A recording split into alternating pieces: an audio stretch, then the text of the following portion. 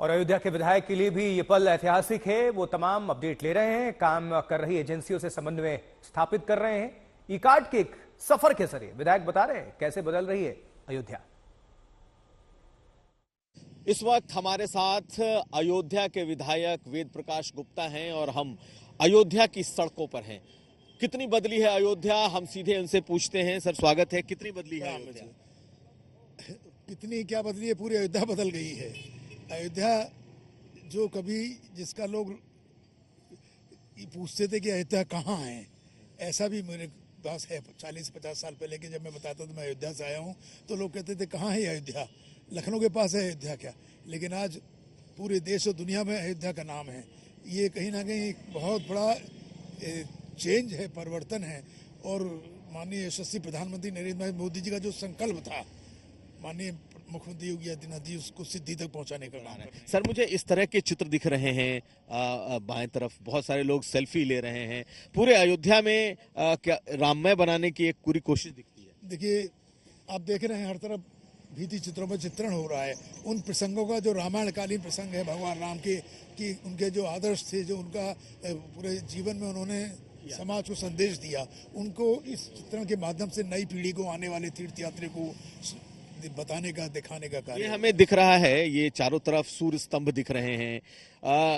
बहुत नए तरीके से अयोध्या को सजाने की कोशिश हुई। देखिए ये तो प्रभु राम सूर्यवंशी थे, प्रभु राम सूर्यवंशी थे, तो ये सूर्य स्तंभ उसी की प्रतीकात्मक लगे हुए हैं कि एहसास हो कि हम सूर्यवंशियों की राजधानी में आ रहे हैं। और निश्चित रूप से आप देख रहे हैं ये राम की पेड़ी एक ऐतिहासिक स्थान बन गया है, सुंदर स्थान, सुंदरतम स्थान बन गया है। इधर आप देखें कि भजन संध्या स्थल बना है, रामकथा पार्क बना है, हेलीपैड यहाँ पर बन गया रामकथा पार्क का। और यहाँ के सड़कें आप देख रहे हैं जिस पर हम लोग चल रहे हैं, ये 4 लेन और 6 लेन में कन्वर्ट हो गई, जो सिंगल रोडें थी।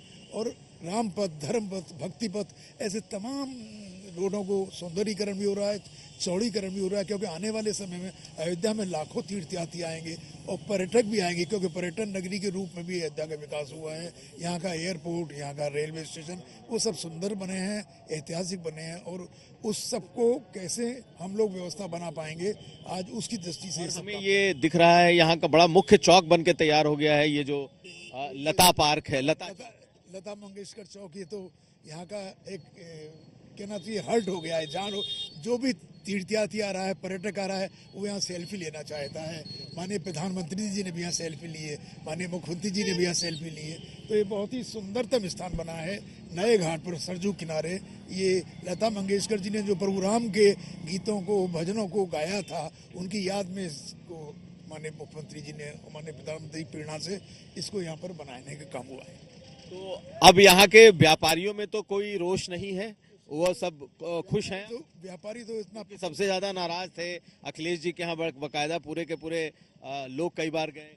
देखिए वो तो पॉलिटिकल लोग थे जो गए हैं, व्यापारी नहीं थे। व्यापारी तो प्रसन्न है कि उसका जो व्यापार था आज 2 गुना 4 गुना नहीं बल्कि 100 गुना बढ़ने जा रहा है। तो व्यापारी को और क्या चाहिए, उसका व्यापार मिले, व्यापारी आए, उसको तीर्थयात्री आए, पर्यटक आए, तो व्यापारी तो प्रसन्नता के साथ इस सड़क का स्वागत करने के लिए तैयार है। हम आपको दिखा रहे हैं इस वक्त वो लता चौक, वो वीणा चौक, जो कि अब आइकॉनिक प्लेस बनता जा रहा है अयोध्या में। हर कोई जो यहाँ आता है लता मंगेशकर की याद में या श्रद्धांजलि के तौर पर, उन्होंने जो भगवान राम के लिए गीत गाए हैं, भजन गाए हैं, उसे एक प्रतीक के तौर पर यहाँ रखा गया। तो आखिरी सवाल विधायक जी आपसे कि अयोध्या बहुत बदल गई, अयोध्या इससे सुंदर होगी, अयोध्या कम से कम इतनी मेंटेन रह पाएगी? अयोध्या सुंदरतम नगरी के रूप में, विश्व नगरी के रूप में स्थापित होने जा रही है, विश्व की सुंदरतम नगरी। और यहाँ सब सुविधाएं आने वाले तीर्थयात्रियों को, पर्यटक को मिले, इस दृष्टि से कार्य हो रहा है। माननीय मुख्यमंत्री जी लगातार हर महीने में 2 बार यहाँ आ रहे हैं और माननीय प्रधानमंत्री जी की जो इच्छा है, जो संकल्प है, उसको पूरा करने का काम कर रहे हैं। और हम सब लोग भी उसी में लगे कैसे सुंदरतम अयोध्या बने। और अब बात करते हैं प्राण प्रतिष्ठा के दिन के लिए की गई सुरक्षा व्यवस्था की। तो परिंदा भी पर ना मार सके, क्या है सुरक्षा इंतजाम, ऐसा बता रहे हैं खुद आईजी और कमिश्नर। तो 22 जनवरी के लिए अयोध्या पूरी तरीके से तैयार है, सजकर भी तैयार है और सुरक्षित भी है। तो सजाने और सुरक्षित रखने का जिम्मा जिन अधिकारियों पर है, वो इस वक्त हमारे साथ हैं। प्रवीण कुमार जो कि आईजी हैं अयोध्या के, और गौरव दयाल जो कि कमिश्नर हैं इस अयोध्या के। ये दोनों अधिकारी हमारे साथ हैं और 22 जनवरी को जब प्राण प्रतिष्ठा होगी तो बहुत कुछ इनके ऊपर दारोमदार होगा। स्वागत है आपका सर, आप लोगों का बहुत स्वागत है। तो सबसे पहले प्रवीण जी, सुरक्षा की क्या तैयारियां हैं, क्योंकि कितना सुरक्षित है अयोध्या, सबसे बड़ा सवाल यही है। इतने लोग आएंगे, 22 को तो कम भी आए, 22 के पहले आएंगे, 22 के बाद आएंगे, कितनी तैयारी? देखिए, अयोध्या शुरू से ही संवेदनशील नगरों के रूप में जाना जाता रहा है, तो उसको लेकर के हम लोगों की सुरक्षा व्यवस्था एक अच्छी स्कीम के तहत है। हमारा जो राम जन्मभूमि परिसर है उसको हम लोग एक सुरक्षा घेरा इसमें रहता है, जिसमें हमारी CRPF, UPSSF, PAC, civil police का कंपोनेंट है। उसके बाद हमारा जो येलो जोन का क्षेत्र रहता है उसमें भी हमारे विभिन्न फोर्स और पैरामीटर्स, हमारे डिफरेंट तरह के लोग इसमें शामिल हैं। हमने तकनीक का इसमें उन्नत समावेश किया है, जो भी मैक्सिमम अपग्रेडेशन यहाँ पर पॉसिबल था वो सब चीज़ें यहाँ के संसाधन के दृष्टिगत किया गया है।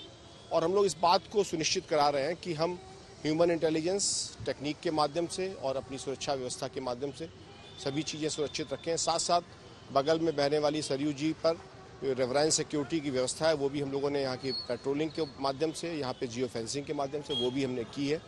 और स्थानीय रूप से जो यहाँ के पॉजिटिव एनर्जी के लोग हैं, जो यहाँ के जैसे हमारे नाविक लोग हैं, मल्लाह लोग हैं, हमारे गोताखोर हैं या हमारे वेंडर्स हैं, इन सबको भी सुरक्षा नेट में शामिल किया है, क्योंकि ह्यूमन इंटेलिजेंस का कोई जवाब नहीं है उस सब के बाद भी, तकनीक के बाद भी। तो इन सबको एक घेरे में लेकर के हम लोग सुरक्षा व्यवस्था सुदृढ़ किए हुए हैं और लगातार सतर्क हैं और हमेशा सतर्क रहने की चुनौती रहेगी, जिस पर हम लोग आगे कार्य करते रहेंगे। तो हमारे साथ गौरव दयाल जी हैं।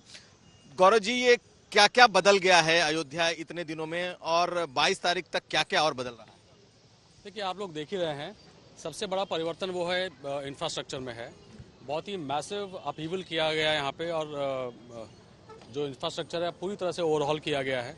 जितने हमारे कॉरिडोर्स थे वो बहुत ही नैरो थे पहले, उन सबको वाइडन करके, और जो एक्सेस है मंदिर तक का बहुत ही अच्छा, बहुत ही सुगमता से लोग पहुँच सके वहाँ पे, इसके दृष्टिगत सारे निर्माण कार्य किए गए हैं। जो हमारे बिल्डिंग्स अफेक्ट हुई थी इस चौड़ीकरण में, उन सब बिल्डिंग्स को हम लोगों ने एक कॉमन थीम देते हुए एक यूनिफॉर्म बिल्डिंग कोड को इम्प्लीमेंट किया। तो उसकी वजह से आप यूनिफॉर्मिटी देख सकते हैं। आप देखेंगे रामपथ पे जाएं तो पहले अगर कोई आया, एक साल पहले अगर कोई आया हो तो देखेंगे बहुत ही बेतरतीब भवन दिखते थे और कोई यूनिफॉर्मिटी नहीं थी। तो यहाँ पे एक फसाड कोड हम लोगों ने इम्प्लीमेंट किया और उसके तहत एक बहुत ही शानदार ढंग से इस पूरे रामपथ को बनाया गया है। इसी प्रकार से हमारे जो बाकी कॉरिडोर्स हैं, अगर आप देखें भक्ति पथ है, जन्मभूमि पथ है, इन सभी में चौड़ीकरण के साथ साथ वर्ल्ड क्लास इंफ्रा विकसित किया गया और उसको कैसे सुंदर बना सके और ग्रैंड लुक दे सके, इस पर हम लोगों की जो मुहिम रही है। और मॉडर्न अम्यूनिटीज़ के साथ साथ कैसे हम लोग अपने इतिहास को ना भूलें और हम जुड़े रहें, और पुरानी जो हमारा जो त्रेता युग में जिस प्रकार से अयोध्या दिखता रहा होगा वो उसकी छवि हमको दिखे और वो उसकी झलक हमको मिल सके, इसका ध्यान रखा गया है इस पूरे इंफ्रास्ट्रक्चर डेवलपमेंट में।